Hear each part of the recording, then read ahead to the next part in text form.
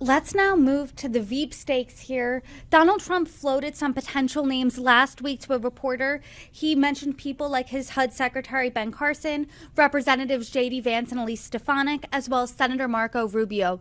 Other names that have been floated are North Dakota Governor Doug Burgum, as well as Senator Tim Scott. Who do voters want to be his running mate, according to your poll? Well, I think Donald Trump has been masterful in this so far. I mean, he is the apprentice king, so he knows how to build some mystery and excitement over who's going to be vice president. And I think he's doing a good job at that. I think our polling in general shows that if you did Tim Scott or Marco Rubio, those probably would be smart choices. Nikki Haley, of course, would be a great choice, but she's probably not in the running in either direction. There's maybe too much friction there for that to be a credible vice presidential choice. But I think a choice that he makes that really appeals more to voters in the center will help him. And I think if he picks someone too far to the right, that will probably hurt him. And I think he knows that. Could the right vice presidential candidate maybe persuade an independent, perhaps even a Democrat or a never Trumper, to vote for Trump, maybe hold their nose and vote for him, knowing that their running mate is more mainstream? We always look at these VP choices and how much time goes into them.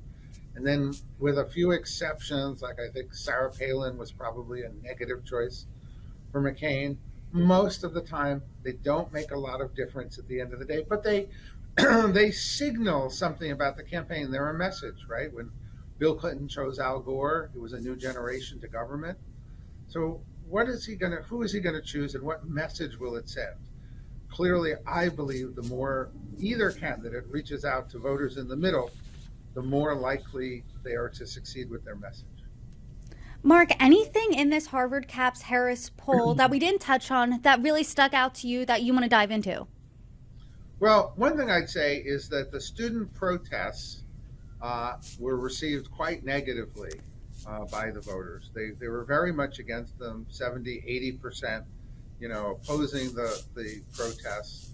I think they reflected quite negatively on academia and put a spotlight in a negative way on what could be going on at the universities. And I think it's going to increase the call for public reform of the universities, how they're approaching things, what they're teaching, and how they are treating, academic freedom within the right bounds. I think all of those things are going to get reexamined. I think the voters really reacted negatively to what happened on the campuses.